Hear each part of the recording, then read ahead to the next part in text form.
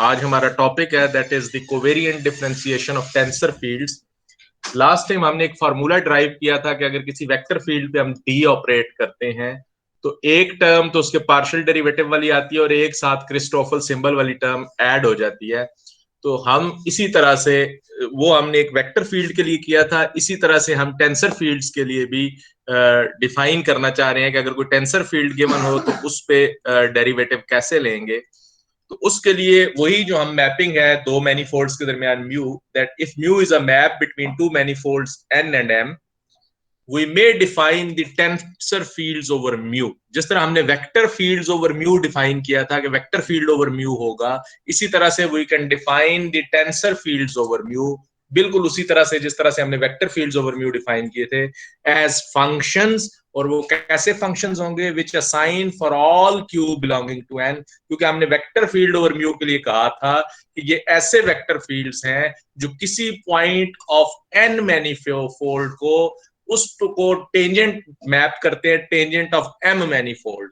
तो यहां भी हम यही कहेंगे कि वेक्टर फील्ड्स ओवर म्यू ऐसे वेक्टर फील्ड्स होंगे जो जब किसी पॉइंट ऑफ मैनीफोल्ड एन पे ऑपरेट होंगे तो एक पर्टिकुलर टेंसर देंगे in the tangent space of the manifold M, यानी कि एम म्यू ऑफ क्यू के अंदर वो देंगे। that vector fields over mu as functions which assign for all q belonging to n a tensor over the vector space m mu of q.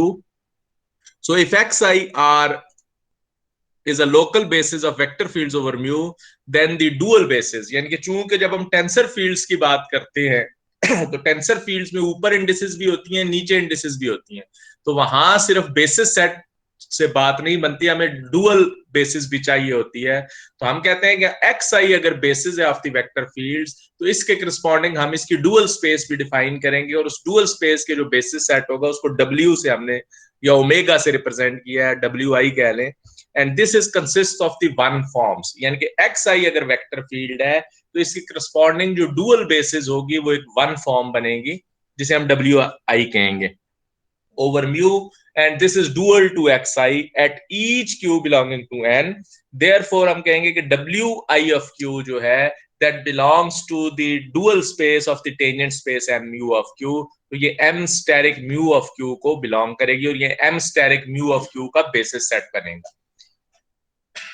And हम कहेंगे कि ये जो है ये इस एक्स आई ऑफ क्यू का डुअल है जो कि बेसिस है एम यू ऑफ क्यू की। Then various tensor products of xi and wi forms basis for tensors over mu. तो हम जितने इंडिसेस होंगी ऊपर उतने xi, जितनी इंडिसेस नीचे होंगी उतने wj के कॉम्बिनेशन से हम बेसिस सेट बना सकते हैं। फॉर एग्जांपल अगर टेंसर फील्ड ऑफ टाइप 1 1 है that can be written locally as fij xi tensor wj, इस फॉर्म में लिखा जा सकता है। Now if d is a connection on mu, covariant differentiation of tensor fields over mu can be defined as if t belonging to nq then dt of fij। पहले हमने dt को xi पे operate किया था, ये किसी fi पे एक वेक्टर पे ऑपरेट किया था। अब हम कह रहे हैं कि जो भी आपके पास टेंसर फील्ड होगा उस पे जब हम dt ऑपरेट करेंगे तो dt उसके पूरे यानी कि उसके coefficient as well as basis vector पे ऑपरेट होगा। पहले भी हमने एफ आई यानी कि किसी वेक्टर फील्ड पे ऑपरेट किया था, उस वेक्टर फील्ड को as a linear combination of the elements of the basis की फॉर्म में एफ आई एक्स आई की फॉर्म में लिख के किया था। तो एफ आई एक्स आई की फॉर्म में जब आप लिख के करते हैं तो पहले एफ आई पे भी ऑपरेट होता था और एक्स आई पे भी ऑपरेट होता था। अब चूंकि ये डी टी जो है इसके कोफिशिएंट एफ आई जे पे भी ऑपरेट होगा, अगर मैं 1 1 फॉर्म का लेता हूं, किसी और फॉर्म का लूंगा तो उन सब पे ऑपरेट होगा, एक्स आई पे भी ऑपरेट होगा और डब्ल्यू जे पे भी ऑपरेट होगा। जब डी टी एक्स आई पे ऑपरेट होता है उसका रिलेशन तो हमने फाइंड आउट किया हुआ है कि वो कोफिशिएंट ऑफ द कनेक्शन आ जाता है, लेकिन जब D T dual basis W J पे ऑपरेट होगा तो उसके लिए हमारे पास फार्मूला मौजूद नहीं है। तो पहला स्टेप तो ये होगा कि मुझे डी टी जब डब्ल्यू पे ऑपरेट हो तो वो फार्मूला क्या बनता है। उसके लिए ये हमारी दो तीन प्रोपोजिशन है, उसके बाद हम ये फार्मूला ड्राइव करेंगे कि अगर एस और टी दो टेंसर फील्ड्स हैं ऑफ द सेम टाइप तो तब dt पहले मैं उनको ऐड करूं फिर dt ऑपरेट करूं या पहले dt ऑपरेट करूं फिर ऐड करूं, दोनों सूरतों में रिलेशन सेम रहेगा, यानी कि dt लीनियर है। तो dt of s plus T equal होगा dt s plus dt t, this is one result. For real valued functions f on n dtfs, जब dt f और s के प्रोडक्ट पे ऑपरेट होगा तो tf पे ऑपरेट होगा, s as it is plus f as it is dts पे operate होगा। अगर टेंसर प्रोडक्ट है तो ये product rule of the derivative follow करेगा, dt of s tensor t equal होगा dts tensor t plus s tensor dt t। Covariant derivatives commutes with the contraction. हमने contraction क्या कहा था? हमने कहा था कि अगर ऊपर वाली इंडेक्स को नीचे वाली इंडेक्स के साथ सेम कर लें तो एक ऊपर इंडेक्स कम हो जाती है, एक नीचे इंडेक्स कम हो जाती है, और जो टेंसर की टाइप है वो अगर आर एस है तो वो r minus one S minus one type बन जाती है, और ये एक डमी इंडेक्स बन जाती है, समेशन आ जाता है। तो इसको कॉन्ट्रैक्शन बोलते हैं, और ये प्रोसेस हमने पढ़ा था पीछे। कम्यूट्स का मतलब ये होता है कि आप पहले कॉन्ट्रैक्शन करें फिर कोवेरिएंट डेरिवेटिव लें, या पहले कोवेरिएंट डेरिवेटिव लें फिर कॉन्ट्रैक्शन करें, दोनों सूरतों में रिजल्ट सेम आएगा। तो ये dt ऑफ s का मतलब है पहले कोवेरिएंट डेरिवेटिव लिया, c का मतलब है फिर उसकी कॉन्ट्रैक्शन ली, या पहले s की कॉन्ट्रैक्शन ले लें और फिर कोवेरिएंट डेरिवेटिव लें, दोनों सूरतों में रिजल्ट सेम रहेगा। dt जो है अपनी लोअर इंडेक्स में लीनियर होता है, हम पहले भी प्रॉपर्टी पढ़ चुके हैं कि dat प्लस bb इक्वल होगा adt प्लस db के। ये वो रिजल्ट है कि we already know that dt of X J equal होता है gamma I J T X I के बराबर है। ये रिलेशन हमने पढ़ा हुआ है, और ये आई J T gamma I J T है, this is the coefficient of the connection. हमें ये भी पता है कि एक्स आई और डब्ल्यू जो है वो आपस में बेसिस और डुअल बेसिस है, और बेसिस जब डुअल बेसिस पे ऑपरेट होती है या उसके साथ टेंसर प्रोडक्ट पे आती है तो क्रॉनिकल डेल्टा जवाब आता है। तो एक्स आई जब डब्ल्यू जे के साथ एक्स आई टेंसर डब्ल्यू जे करेंगे तो ये डेल्टा जे आई जवाब आएगा। अगर मैं दोनों के इंडेक्स सेम कर दूं तो एक्स आई टेंसर डब्ल्यू आई ये हो जाएगा डेल्टा आई आई। डेल्टा आई आई का मतलब है यहाँ पे समेशन होगा तो डायगोनल एलिमेंट्स को ऐड करेगा, delta one one plus delta two two plus delta three three three D के लिए, और ये थ्री के बराबर आ जाएगा। जितने मैट्रिक्स, क्योंकि आइडेंटिटी मैट्रिक्स की एंट्रीज डायगोनल पे वन वन वन होती है, तो ये one plus one plus one three एक नंबर आ जाएगा। तो राइट साइड पे एक नंबर आ गया। जब इस नंबर पे मैं डेरिवेटिव ऑपरेट करूंगा dt, तो dt X I tensor W आई जो है वो इक्वल हो जाएगा, नंबर के ऊपर डेरिवेटिव लिया तो राइट साइड पे जीरो आ गया। यहाँ दो चीजों का प्रोडक्ट है और product rule of the derivative लगेगा, dt एक्स आई पे ऑपरेट होगा, W I as it is, plus X I as it is dt W I पे ऑपरेट होगा। dt जब एक्स आई पे ऑपरेट होता है हमें पता है कि ये गैमा जे आई टी के बराबर है एक्स जे, क्योंकि जब भी dt ये इस तरह का रिलेशन है, जब dt एक्स जे पे ऑपरेट होता है तो gamma I J T X आई, अगर मैं यहाँ आई रखूं तो ये जे आई टी एक्स जे बन जाएगा। तो यहाँ पे भी हमने gamma J I T X J tensor W I plus X I tensor D T W I is equal to zero. चूंकि यहाँ पे एक्स आई है और ये एक्स जे है, और अगर मैं इसमें से एक्स आई कॉमन लेना चाहता हूं तो इस एक्स जे को भी मुझे एक्स आई बनाना पड़ेगा। तो मैं इधर डमी इंडेक्स है, जे भी डमी इंडेक्स है, आई भी डमी इंडेक्स है, मैं इंटरचेंज कर देता हूँ आई और जे को, तो ये gamma I J T X I tensor W जे हो जाएगा। इसमें एक्स आई कॉमन आ गया, अंदर बचा gamma I J T W J plus D T W I. X I तो जीरो नहीं हो सकता, इसका मतलब है जो उस ब्रैकेट के अंदर चीज लिखी हुई है वो जीरो है, तो इसका मतलब हो गया कि gamma I J T W J is equal to plus D T W I is equal to zero. तो यहां से हमें मिलता है कि D T W I is equal to minus gamma I J T W J. तो ये relation हमें मिल गया डी टी के, जब डी टी डुअल बेसिस पे ऑपरेट होगा तो एक नेगेटिव साइन आएगा और जो डमी इंडेक्स है नीचे आएगी। जब वो एक्स आई पे ऑपरेट हो रहा था, ये देखें ये एक्स आई पे ऑपरेट हुआ है तो डमी इंडेक्स ऊपर आती थी, लेकिन डब्ल्यू जे के केस में डमी इंडेक्स नीचे आएगी और वही डमी इंडेक्स डब्ल्यू पे जाएगी। तो ये एडिशनल रिलेशन है जो जब हम डेरिवेटिव लेंगे तो हमें इसकी जरूरत पड़ेगी। And in terms of the local basis Z alpha, जब जेड अल्फा के हिसाब से हम देखेंगे तो D Z alpha W I आ जाएगा minus I J alpha W J. अब हम कहते हैं कि हम कोवेरिएंट डेरिवेटिव निकालना चाहते हैं किसी टेंसर फील्ड का, तो हम कोई एक पर्टिकुलर एग्जांपल लेंगे और फिर जनरल फार्मूला लिख देंगे। तो हम पर्टिकुलर एग्जांपल लेते हैं कि we want to find the covariant derivative of a tensor of type 1 3। Type 1 3 के टेंसर का मतलब ये है, जरा पानी देना मुझे। टाइप 1 3 के टेंसर का मतलब ये है कि इसके ऊपर एक इंडेक्स होगी, नीचे तीन इंडेक्सेस होंगे। तो इसको जब हम लिखेंगे तो लिखने का तरीका ये है टेंसर को कि S इज इक्वल टू उसके कंपोनेंट्स SI JH के, एक इंडेक्स ऊपर 3 इंडेक्सेस नीचे, जितनी ऊपर इंडेक्सेस होंगी उतने XI आएंगे, जितनी नीचे इंडेक्सेस होंगी उतने W's आएंगे। तो ये हो जाएगा XI tensor WJ tensor WH tensor WK। तो ये आपके पास ये टेंसर लिखा है जिसका हम डेरिवेटिव लेना चाहते हैं। अब अगर मैं इसको गौर से देखूं तो ये 5 चीजों का प्रोडक्ट बनता है। एक SI JH के एक चीज, XI दूसरी चीज, WJ तीसरी चीज, WH चौथी चीज और WK पांचवी चीज।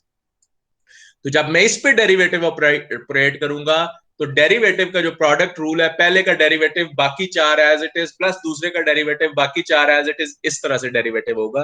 तो मैं इस पे DZ अल्फा ऑपरेट करता हूं लेफ्ट साइड पे। राइट साइड पे DZ अल्फा का मतलब है पहले जो चूंकि स्केलर फंक्शन है SI JH के, उस पे Z अल्फा ऑपरेट होगा बाकी as it is, plus SI JH के as it is, DZ alpha XI पे ऑपरेट होगा बाकी WJ WH WK as it is, plus SI JH के XI DZ अल्फा WJ पे ऑपरेट होगा WH WK। यानी कि पहले हमने पहले पे DZ अल्फा ऑपरेट किया, प्लस दूसरे पे ऑपरेट किया, प्लस तीसरे पे ऑपरेट किया, प्लस चौथे पे ऑपरेट किया, प्लस पांचवें पे ऑपरेट किया है। तो ये 5 टर्म्स बन गई आप। जब हम अगले स्टेप पे जाते हैं, जी जी कुछ चीज पूछनी है सर? जी शुरू में सर 2 का प्रोडक्ट है सर, तो XI का और SIJ का। ये प्रोडक्ट एक्चुअली ये स्केलर फंक्शन है ना, ये इसी तरह से है कि आप जब वेक्टर लिखते हैं ना तो आप लिखते हैं A1I, A1 और I होता है, ठीक है। लेकिन जब आप किसी और I चूंकि कांस्टेंट होता है इसलिए उसका डेरिवेटिव हमारे पास इंपॉर्टेंट नहीं होता, लेकिन जब आपने ER A1 AR ER लिख देंगे तो ER जो है वो फंक्शन ऑफ सम वेरिएबल्स हो जाता है, तो फिर डेरिवेटिव A1 का भी आएगा और उसके साथ जो बेसिस वेक्टर है उसका भी आएगा। तो ये उसका कोफिशिएंट है और ये XI WJ WH W के बेसिस वेक्टर्स हैं। चूंकि ये बेसिस वेक्टर्स भी कोऑर्डिनेट के फंक्शंस हैं, फंक्शंस ऑफ द कोऑर्डिनेट्स हैं, इसलिए इनके भी डेरिवेटिव आएंगे, सिर्फ कोफिशिएंट का डेरिवेटिव नहीं आएगा। ठीक सर है हम शुरू में जी जी। डेरिवेटिव तो कोफिशिएंट जो हो तो वो तो बाहर नहीं आ जाता डेरिवेटिव के, तो उसका हम डेरिवेटिव ले रहे हैं यहाँ पे। नहीं बाहर ही आ गया ना, देखे Z अल्फा के ऊपर ऑपरेट हो गया। नहीं कोफिशिएंट जो है वो जब लीनियर फंक्शन ऑपरेट करते हैं उससे बाहर आता है, डेरिवेटिव से बाहर नहीं आता। अगर हम जब लीनियरिटी की प्रॉपर्टी लगाते हैं कि ये लीनियर फंक्शन है, तो वो लीनियर फंक्शन की प्रॉपर्टी की वजह से हम कोफिशिएंट को बाहर लिखते थे, वहां पे डेरिवेटिव का कोई चक्कर नहीं। ठीक है। अब जब ये इस पे ऑपरेट होगा तो Z अल्फा तो अपनी जगह पे ऑपरेट हो गया। अब हमारे पास मसला ये है कि पहली टर्म में XI WJ WH WK IJHK लिखा हुआ है, दूसरी टर्म में भी हम चाहते हैं कि ये DZ अल्फा XI पे ऑपरेट होके क्या आएगा, DZ अल्फा WJ पे ऑपरेट होके क्या आएगा, DZ अल्फा WH पे ऑपरेट हो, ये फॉर्मूले अब लगेंगे। तो जब DZ अल्फा XI पे ऑपरेट होता है तो हमें पता है प्लस साइन के साथ गैमा, डमी इंडेक्स ऊपर आती है, PI अल्फा XP लिखा गया, इनके मैंने डमी इंडेक्स ऊपर लिखी। इसी तरह से जब यहाँ पे DZ अल्फा WJ पे ऑपरेट होगा तो W पे जब DZ ऑपरेट होता है तो माइनस साइन आता है और जो डमी इंडेक्स है वो नीचे आती है, तो ये माइनस साइन आया और dummy index JP alpha WP नीचे आई। इसी तरह minus gamma P alpha WP HP alpha gamma KP alpha, यानी कि मैंने और कुछ भी नहीं किया, मैंने ये जो ऊपर फार्मूला ड्राइव किया ये वाला DZ अल्फा WI वाला, ये फार्मूला ऑपरेट कर दिया तीसरी चौथी और पांचवी टर्म पे। XI वाला फार्मूला ऑलरेडी पता था, वो दूसरी टर्म पे ऑपरेट कर। अब हमारे पास मसला ये हो गया है कि पहली टर्म के साथ IJHK है बेसिस सेट के साथ, दूसरी के साथ PJHK है, तीसरी के साथ IPHK है, चौथी के साथ IJPK है, पांचवी के साथ IJHP है। मैं ये चाहता हूं कि ये सारे IJHK हो जाए। तो ये IJH कैसे होंगे कि ये P भी डमी इंडेक्स है, दूसरी टर्म को अगर गौर से देखें, और I भी डमी इंडेक्स है, तो मैं I और P को आपस में इंटरचेंज कर दूं। तीसरी टर्म को देखूं तो वहां P डमी इंडेक्स है, J भी डमी इंडेक्स है, मैं J और P को आपस में चेंज कर दूं। चौथी टर्म में H और P को आपस में चेंज कर दूं और पांचवी टर्म में K और P को आपस में चेंज कर दूं। यही मैंने आगे लिखा हुआ है कि interchange P and I in second term, P and J in third term, P and H in fourth term and P and K in fifth term. जहां P आ रहा है वहां I कर दे दूसरी टर्म में, जहां P आ रहा है वहां J कर दे, जहां P आ रहा है वहां H कर दे, इंटरचेंज। वो जब हम इंटरचेंज करेंगे तो आपके पास जो x I W J W H और डब्ल्यू के ये कॉमन आ जाएगा सारी टर्म से। जो बाहर बचेगा वो बचेगा Z alpha S I J H K plus S P J H K gamma I P alpha minus S I P H K gamma P J alpha minus S I J P K gamma P H alpha minus S I J H P gamma P K alpha, और ये चीज बाहर आ गई। ये जो है ये basis vector है X I tensor W J tensor W H और टेंसर डब्ल्यू के, और जो ब्रैकेट के अंदर लिखा हुआ है ये इसके कंपोनेंट्स हैं। जब हम कोवेरिएंट डेरिवेटिव के कंपोनेंट्स की बात करते हैं तो मैं कहता हूं कि इस एस के कंपोनेंट्स क्या होंगे, तो कोवेरिएंट डेरिवेटिव को लिखने का तरीका होता है सेमीकोलन से लिखते हैं। तो एस आई जे एच के सेमीकोलन अल्फा, इसका मतलब है components of the tensor of type 1 3 after taking the covariant derivative. और जो ये जेड अल्फा है ये चूंकि हमने इसको कॉमा अल्फा लिखा था पहले भी, तो ये कॉमा पार्शियल डेरिवेटिव के लिए होता है। अगर गैमाज जीरो हो, और ये गैमाज आपको पता है क्रिस्टोफल सिंबल्स हैं, अगर क्रिस्टोफल सिंबल्स जीरो हो तो जो कोवेरिएंट डेरिवेटिव है वो पार्शियल डेरिवेटिव बन जाएगा। कहने का मतलब ये है, और कोवेरिएंट डेरिवेटिव अगर आप किसी चीज को कार्टेशियन कोऑर्डिनेट्स में देख रहे होते हैं तो उसके सारे क्रिस्टोफल सिंबल्स जीरो होते हैं, तो वहां पे कोवेरिएंट डेरिवेटिव और पार्शियल डेरिवेटिव एक ही चीज होती है यूक्लिडियन स्पेस के अंदर। लेकिन जब भी आप यूक्लिडियन स्पेस से बाहर निकलेंगे, किसी मैनीफोल्ड में जाएंगे, तो वहां चूंकि क्रिस्टोफल सिंबल्स जीरो नहीं होते, तो क्रिस्टोफल सिंबल्स के नॉन जीरो होने की वजह से कोवेरिएंट डेरिवेटिव भी जो है पार्शियल डेरिवेटिव के बराबर नहीं रहता, उसमें एडिशनल टर्म आ जाती। जितनी ऊपर इंडिसेस होंगी उतने प्लस के साथ, और जितनी नीचे इंडिसेस होंगी उतने माइनस के साथ टर्में आएंगी। And sir this defines a tensor valued one form on n. Sir जी जी सर ये नहीं समझ आया, ये लाइन जो है, ये जो कंपोनेंट्स आपने लिखे हैं। देखे ना, ये बात ये पहली लाइन लिखी हुई समझ आ गई है। जी सर। पहली लाइन लिखी हुई तो ये ऐसे ही लिखा हुआ है कि जिस तरह हम लिखते हैं A1I, A1 कंपोनेंट होता है, I यूनिट वेक्टर। मैं बात मुकम्मल कर लूं नवीद, कैसे मतलब सर आपने स्किप कर दिया था? मैं एक मिनट मैं बात मुकम्मल कर लूं फिर आपकी बात भी सुनता हूं, पहले मैं उनको जवाब दे लूं। जब A1I जो है हम लिखते हैं तो A1 कंपोनेंट होता है I यूनिट वेक्टर या बेसिस वेक्टर होता है। तो यही मैं कह रहा हूं कि जो चीज ब्रैकेट के अंदर लिखी हुई है ये कंपोनेंट है या कोफिशिएंट है, और ये जो x I W J W H W के है ये बेसिस वेक्टर है। जब हम कहते हैं कि हमें बेसिस वेक्टर से गर्ज नहीं है, हमने सिर्फ components of the covariant derivative लिखने हैं, तो कंपोनेंट का मतलब होगा ये जो ब्रैकेट के अंदर लिखा हुआ है। तो मैं इसके यानी कि मैं डी जेड अल्फा एस नहीं लिख रहा बल्कि इसके कंपोनेंट्स लिख रहा हूं एस आई जे एच के अल्फा। आपको ये भी पता चल गया कि 1 3 टाइप का टेंसर था, लेकिन जब हमने उसका कोवेरिएंट डेरिवेटिव लिया तो 1 4 टाइप का बन गया। नीचे 4 इंडिसेस होगी है ना, जे एच के और अल्फा, तो ये 1 4 टाइप का बन गया। जी आप नवीद आप कुछ पूछना चाह रहे थे? यस सर यही पूछ रहा था, क्लियर हो गया सर। चल ठीक है। And this define a tensor valued one form on N. Sir Z alpha, जी जी जेड अल्फा तो हमने नहीं लिखा। ये डी जेड अल्फा ही लिखा, नहीं जेड अल्फा नहीं, कि सेमीकोलन अल्फा मींस उसकी इंडेक्स आई है ना।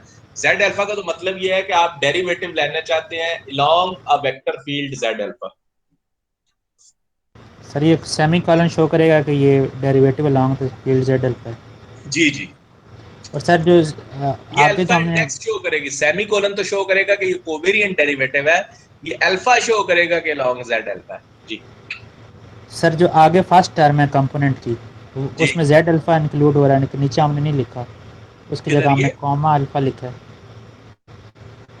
हाँ ये इसको ना ये पार्शियल डेरिवेटिव बनता है ना, यानी कि जेड अल्फा जब क्या उसे कहते हैं ऑपरेट होता है तो ऐसे ही ऑपरेट होता है कि जैसे डी जेड अल्फा जब किसी स्केलर फंक्शन पे ऑपरेट होता है तो ऐसे ही ऑपरेट होता है जैसे जेड अल्फा ऑपरेट हो गया।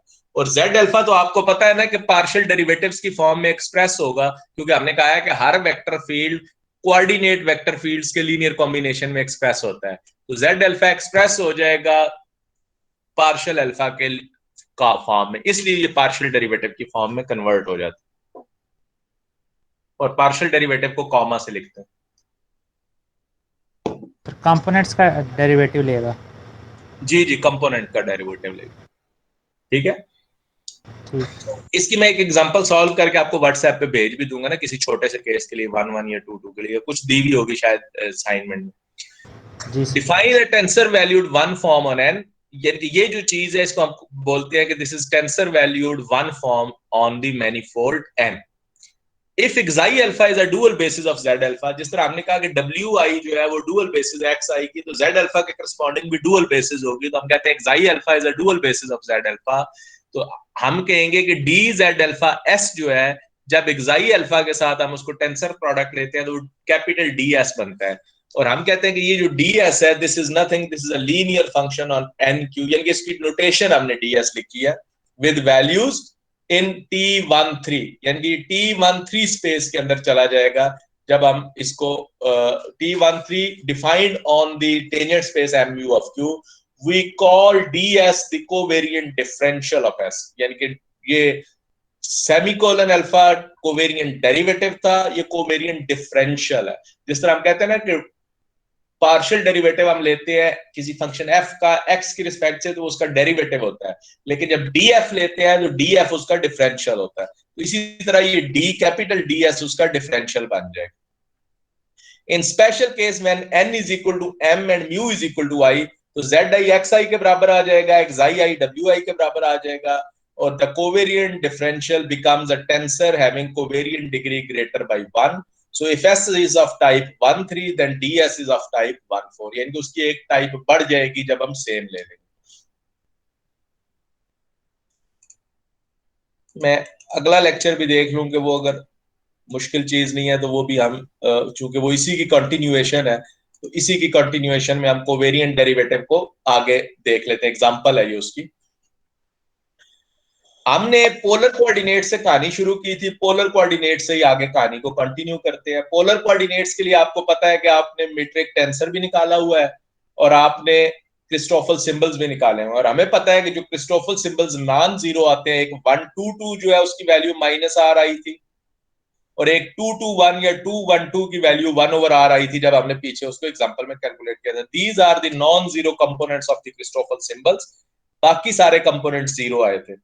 अब हम कहते हैं कि कंसीडर करें एक टेंसर ऑफ टाइप 1 1 और उसके कंपोनेंट्स ले लें कि S11 जो है cos थीटा है, S12 r है, S2 यानी कि कोई भी ले सकते हैं। मैं इस S11 को कुछ भी लिख सकता हूँ r और थीटा का फंक्शन। फॉर एग्जांपल मैं यहां लिख देता r³ cos क्यूब थीटा, या r³ टेंजेंट इनवर्स थीटा, या थीटा टेंजेंट इनवर्स r, यानी कि मैं कोई भी फंक्शन यहाँ अपनी मर्जी से डिफाइन कर दूं तो मेरी कहानी चलेगी। मैं उसको टाइप, मैंने 1 1 टाइप लिखा है, तो 2D के अंदर 1 1 टाइप के 4 कंपोनेंट्स बनते हैं, 1 1 1 2 2 1 और 2 2। अगर मैं इसको सिलेंड्रिकल कोऑर्डिनेट्स में कर दूं तो वो 3D बन जाएगा, वहां 1 1 टाइप के 9 कंपोनेंट्स बन जाएंगे, 1 1 1 2 1 3 2 1 2 2 2 3 3 1 3 2 3 3। तो ये सवाल आगे पीछे करना है, यानी कि कोई इसमें परेशानी वाली बात नहीं। तो S11 cos थीटा है, S12 r है, S21 r sin थीटा और S22 r cos थीटा, ये गिवन है, ये वैल्यूज गिवन है। अब हमने इसका कोवेरिएंट डेरिवेटिव निकालना है, और कोवेरिएंट डेरिवेटिव हमें पता है कि टाइप 1 1 का क्या होगा, एक इंडेक्स ऊपर है एक नीचे है।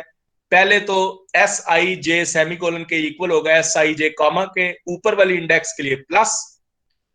लिखने का तरीका ये होता है कि जो टेंसर है वो लिखें, जिस इंडेक्स को छेड़ रहे हैं, पहले इंडेक्स को छेड़ रहे हैं उसकी जगह डमी इंडेक्स आ गई, वो जो इंडेक्स है वो गैमा के ऊपर चली जाएगी। यहाँ आई था एस के ऊपर, वो गैमा के ऊपर चला गया, डमी इंडेक्स गैमा के नीचे आई, और जो सेमीकोलन के बाद की इंडेक्स है वो भी गैमा के नीचे आएगी। नीचे वाली इंडेक्स अपनी जगह पे रही।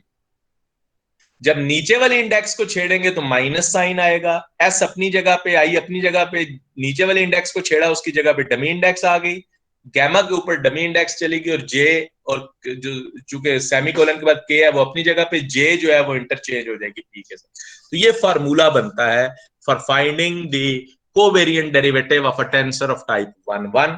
अब इसके पीछे ड्राइव किए जी सर, ये पीछे ड्राइव किए, ये वो है। हाँ, वहां पे 1 3 टाइप का ड्राइव किया था ना, उसी से 1 1 टाइप का एक्सट्रैक्ट कर लिया। आगे मैं जनरल फार्मूला भी लिखवा दूंगा RS टाइप।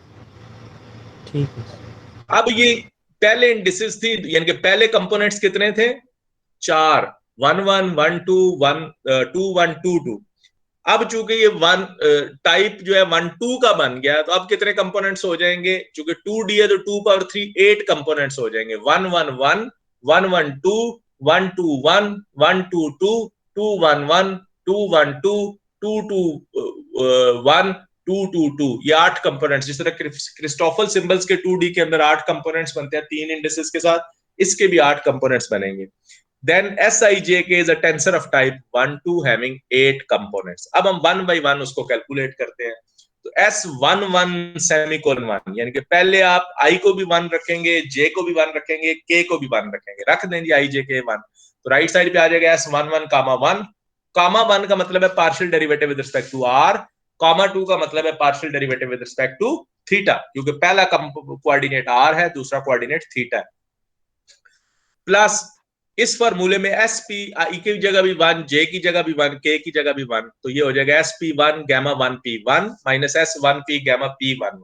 अब आपने देखना है कि क्या इसमें कोई, आपने P पे डमी इंडेक्स है ना, P पे समेशन लगा हुआ है, आप समेशन खोल लें, पहले P1 होगा फिर P2 होगा, ये समेशन खोल लिया। ये मैंने जो अंडरलाइन रेड लाइन से किया हुआ है, ये रेड लाइन से मैं उसको अंडरलाइन करता हूं जो कि 0 है। हमें पता है कि इसका जवाब 0 है, क्योंकि क्रिस्टोफल सिंबल्स जो है सिर्फ 2 जगह पे नॉन 0 होता है, एक जब 1 2 2 आ जाए या 2 2 1 या 2 1 2 आ जाए। तो यहाँ पे ना 1 2 2 है, ना 2 2 1 है, ना 2 1 2 है, तो ये सारे 0 होंगे। जो जो 0 होंगे मैंने रेड से अंडरलाइन कर दिया, तो ये बन जाएगा पार्शियल S11 बटा partial by partial R। S11 चूंकि cos थीटा के बराबर है, ये R का फंक्शन ही नहीं है, तो R से इसका डेरिवेटिव 0, तो S11 सेमीकोलन 1 जो है वो 0 के बराबर आ गया। इसी तरह S11 सर इसमें जो P आपने एक बार 1 1 रखा, फिर P को आपने 2 2 रखा, क्रिस्टोफल सिंबल में तो हम अलग अलग स्टेप में करते, तो इसमें दोनों एक ही टाइम करेंगे? यार डमी इंडेक्स है ना, डमी इंडेक्स का मतलब है समेशन है। ये P जो है रिपीटेड इंडेक्स का मतलब है it's a dummy index, it is representing a summation. तो ये summation P varies from 1 to 2 लगा हुआ है इस पे ना। सर पहले P, जी जी पार्शियल आर करके बता दें। अच्छा, कॉमा का मतलब है पार्शियल डेरिवेटिव, ये बात तो क्लियर है ना। कामा के बाद नंबर लगा होगा, जाहिर बात है, ये 1 आएगा या 2 आएगा, चूंकि हमारा 2D है तो ये 2 तक ही जा सकता है, 2 से तो आगे नहीं जा सकता। 1 का मतलब होता है पहला कोऑर्डिनेट, 2 का मतलब होता है दूसरा कोऑर्डिनेट। तो कामा 1 का मतलब है partial derivative with respect to the first coordinate, comma 2 का मतलब है partial derivative with respect to the second coordinate. First coordinate polar coordinates में R पहला कोऑर्डिनेट होता है, थीटा दूसरा होता है। कॉमा 1 का मतलब है derivative with respect to R, और कॉमा थीटा का मतलब होता है डेरिवेटिव विद रिस्पेक्ट, कॉमा 2 का मतलब होता है derivative with respect to theta. जी अस्सलाम वालेकुम सर। जब हम S1 सेमीकोलन 2 निकालेंगे, तो अब I की जगह आपने 1 रखना है, J की जगह 1 रखना है, K की जगह 2 रखना है।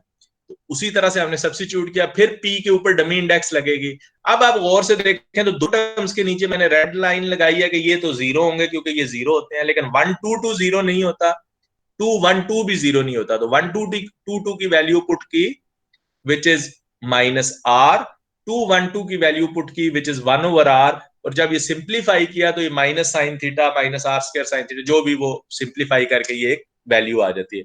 इसी तरह से S12 सेमीकोलन 1 निकाला, पहले I को 1 रखा, J को 2 रखा, K को 1 रखा। इसमें भी देखा तो ये एक टर्म जो है ना आखिरी, जिसमें गैमा 2 2 1 आ रहा है, वो नॉन जीरो होती है। गैमा 2 2 1 की वैल्यू पुट की तो वो आपके पास ये कैंसिल आउट होकर 0 आ गया। यहाँ पे ये देखें, एक इंपॉर्टेंट बात है कि पार्शियल डेरिवेटिव इसका 1 आ रहा था, लेकिन कोवेरिएंट डेरिवेटिव 0 आ रहा है। तो पार्शियल डेरिवेटिव और कोवेरिएंट डेरिवेटिव डिफरेंट होते हैं। सर ये कोई भी कंपोनेंट हम ले लें टेंसर के, तो ये जो हमने आपने अंडरलाइन किए हैं ये 0 होंगे क्रिस्टोफर सिंबल? पोलर कोऑर्डिनेट्स के लिए सर कोई भी ले लें टेंसर कंपोनेंट में, जिस तरह आपने कहा है हम कुछ भी ले सकते हैं। किधर? नहीं नहीं, मैं ये कह रहा हूँ कि गैमा 1 1 1 हम कैलकुलेट कर चुके हैं ना कि ये 0 होता है पोलर कोऑर्डिनेट्स के लिए, हमने कैलकुलेट किया। आपने ऊपर कहा है ना कि S11 S12 S21 S22 हम कुछ भी ले सकते हैं अपनी मर्जी से। हाँ, वो जो मर्जी लें ये 0 होंगे, ठीक है। यानी कि आप इनकी वैल्यूज पुट ये रहे ना कि ये S11 ये S12 ये कुछ भी ले, इसका तल्लुक किससे है कि गैमा 1 2 2 जो है माइनस R है, गैमा 2 2 1 और गैमा 2 1 2 1 ओवर R के बराबर है। इसके अलावा सारे 0 होंगे, यहाँ पे जो मर्जी कंपोनेंट लेते हैं, ठीक है जी। इसी तरह S122 कैलकुलेट किया, वो भी आगे ये कैलकुलेशंस है, डेरिवेटिव है, मल्टीप्लिकेशन डिवीजन है। वो ये सारे आपके पास नोट्स में मौजूद हैं, आप इसको देख लेंगे कि ये हमने 8 के 8 कंपोनेंट्स मैंने कैलकुलेट करके दे दिए यहाँ पे आपको एग्जांपल के तौर पे।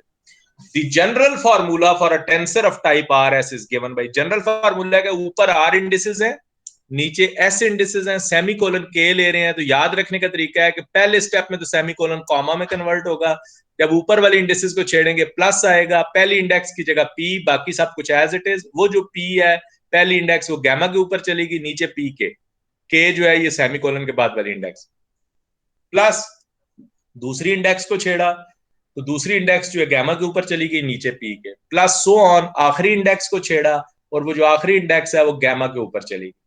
जब नीचे वाली इंडेक्सेस को छेड़ेंगे तो माइनस साइन, ऊपर वाली इंडेक्सेस एज इट इज, पहली इंडेक्स नीचे वाली की जगह P आया, वो पहली इंडेक्स गामा के नीचे चली गई और ऊपर P आ गया, माइनस चलते चलते फिर दूसरी इंडेक्स पे P आया, नीचे J2 ऊपर P, चलते चलते आखिरी इंडेक्स पे P। तो ये जनरल फार्मूला बन जाएगा for the tensor of type RS। आपको 1-1 का टाइप का दिया हो, 1-2 टाइप का दिया हो, 2-1 टाइप का दिया हो, 2-5 टाइप का दिया हो, 5-6 टाइप का दिया हो, इस फार्मूले में आप सब्स्टिट्यूट करके कोवेरिएंट डेरिवेटिव का फार्मूला निकाल सकते हैं। तो ये हमारा जनरल फार्मूला है जिसको हम लेके चलेंगे। ये जो अगला टॉपिक है कर्वेचर एंड टॉर्शन टेंसेस भी हम कल पढ़ेंगे, जो आपने मेरे साथ क्लास मैनेज की हुई है। जी यस सर। सर पिछला लेक्चर निकालने में 2 चीजें पूछनी थी सर। पिछले लेक्चर में? यस सर, अभी मतलब जो लेक्चर नंबर 27 में भी सर। अच्छा लेक्चर नंबर 27 वो तो। Yes sir. जी ये सर इसमें जो स्टार्ट में हम कह रहे हैं कि एक्स आई जो है ना वो लोकल बेसिस है और वेक्टर फील्ड का, इसमें जो हम लफा वर्ड यूज कर रहे हैं सर लोकल, ये हम सिंपली नहीं कह सकते थे कि ये बेसिस और वेक्टर फील्ड है, इसमें लोकल आप बेसिस, आप लोकल ना भी कह बेसिस कहने चले, एक ही बात है, लोकल बेसिस और बेसिस। सही तरीके। और सर इसमें नीचे एक और थी सर, थोड़ा नीचे करें प्रीपोजिशन में सर। थोड़ा सा नीचे सर, यही सर। सर ये हमने मजीद जो प्रीवियस लेक्चर थे उसमें भी ऐसा ही किया। ये डी टी सर जब एफ पर ऑपरेट हो रहा है तो ये सिंपली टी के तौर पर ट्रीट हो रहा है, लेकिन जब एस पर ट्रीट हो रहा है तो वो डी टी ही लिख रहे हैं हम। बात ये है कि जब हम इसको स्केलर फंक्शन पे ना, यानी कि जो टेंसर फील्ड ऑफ टाइप 0 है, ठीक है, स्केलर, जब स्केलर फंक्शन पे ऑपरेट करते हैं तो डी जो है उसका रोल ऐसे ही है कि जैसे उस पे वो वेक्टर फील्ड बजाते खुद ऑपरेट हो गया, ठीक है, क्योंकि उसके साथ स्केलर है ना, कोई चीज मौजूद नहीं है। लेकिन जब हम उसको वेक्टर फील्ड पे ऑपरेट करते हैं तो वेक्टर फील्ड के साथ बेसिस सेट आता है, इसलिए dt जो है ना उस पे ऑपरेट होने का, dt ऑपरेट होगा क्योंकि बेसिस सेट पे dt ऑपरेट होता है। वहां पे कोई बेसिस सेट, वहां पे f के साथ कोई बेसिस सेट नहीं है, ठीक है। तो सर इसमें हम अंदाजा कैसे लगाएंगे कि ये स्केलर है ये वेक्टर है सर? जो आप खुद लिखा है ना, हमने खुद लिखा है कि f स्केलर है और s वेक्टर फील्ड है। वो तो आप जब लिख रहे होंगे तो आपको पता होगा ना कौन सी चीज लिख रहे हैं। ये जनरल लिख रहे हैं सर? हाँ ये जनरल लिख रहे हैं ना कि जब किसी वेक्टर फील्ड के साथ कोई स्केलर फंक्शन ऑपरेट मल्टीप्लाई हो रहा हो तो dt कैसे ऑपरेट होगा, ये लिख रहे हैं, ठीक है। सही सर। सर ऊपर फर्स्ट पेज में हम पहले टेंसर फील्ड पे dt ऑपरेट करने की बात कर रहे हैं, नीचे हम फिर टेंजेंट्स पे अप्लाई कर रहे हैं, टेंजेंट स्पेस लेके और वेक्टर फील्ड्स पे। किधर सर? ये ऊपर फर्स्ट पेज पे। जी ये फर्स्ट पेज है सर। ये आपने कहा ना अभी हम बात करेंगे कि टेंसर फील्ड पे कैसे हम ये कोवेरिएंट डेरिवेटिव। हाँ वो ये तो जनरल प्रोपोजिशन है ना, ये प्रोपोजिशन है, इसका उससे कोई ताल्लुक नहीं। वो तो आगे हमने ये सारा कुछ ड्राइव के ये देखे ना, ये उसको इसलिए बात की कि ये हमने एक टेंसर फील्ड में ऑपरेट किया dz। वो जो कहानी है वो इसको शुरू करने के लिए वो बीच में एक सप्लीमेंट्री प्रोपोजिशन आ गई थी, तो वो भी बीच में बता दिया कि ये फॉलो करती है रिलेशन। सर ऊपर हमने कहा ना कि ये जो WI हैं ये डुअल बेसिस हैं वेक्टर फील्ड की। जी नीचे टेंसर फील्ड की डुअल बेसिस हैं। नहीं टेंसर फील्ड की डुअल बेसिस नहीं है। हम ये कह रहे हैं कि कोई भी टेंसर फील्ड है, जितनी उसके ऊपर इंडिसेस होंगी उतने वेक्टर फील्ड्स आएंगे बेसिस सेट पे, जितनी नीचे इंडिसेस होंगी उतने डुअल वेक्टर्स आएंगे। वो टेंसर फील्ड को लिखने के लिए हमें डुअल वेक्टर की जरूरत थी, उसकी चूंकि बेसिस सेट में डुअल वेक्टर्स आते थे, इसलिए हमने डुअल वेक्टर्स की के ऊपर यानी एक तो डिफाइन बताया कि डुअल वेक्टर्स हमें चाहिए, और फिर हमने ये देखा कि डुअल वेक्टर्स के ऊपर हमने जब एक्स आई के ऊपर dt ऑपरेट किया था तो हमारे पास एक रिजल्ट मौजूद था, तो हमें करस्पॉन्डिंगली वो रिजल्ट भी चाहिए था कि जब dt डुअल पे ऑपरेट हो तो क्या रिजल्ट आए। ठीक है, तो सर नीचे जो भी था हम इसको यूज कर रहे हैं ना, ये जो डुअल बेसिस है। यार ये बेसिस लिखने के लिए इस्तेमाल कर रहे हैं ना, टेंसर के कंपोनेंट लिखने में तो w का रोल नहीं है, ये टेंसर के कंपोनेंट्स, ये तो बेसिस सेट है कि जितनी नीचे इंडिसेस होंगी उतने w's आएंगे, जितने ऊपर इंडिसेस होंगी उतने i's आएंगे। जैसे हम पहले भी लिखते थे, जितनी नीचे इंडिसेस होंगी उतने पार्शियल डेरिवेटिव्स आएंगे, जितनी जितनी ऊपर इंडिसेस होंगी उतने पार्शियल डेरिवेटिव्स आएंगे, जितनी नीचे इंडिसेस होंगी उतने dxi आएंगे। पहले भी हम लिखते थे क्योंकि पार्शियल डेरिवेटिव की डुअल बेसिस dxi थी वहां।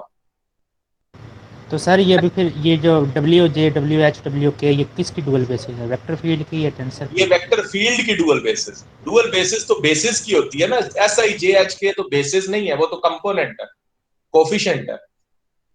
बेसिस और डुअल बेसिस का ताल्लुक तो बेसिस की डुअल बेसिस होती है ना, किसी कोफिशिएंट या कंपोनेंट की तो डुअल बेसिस नहीं होती। जी सर।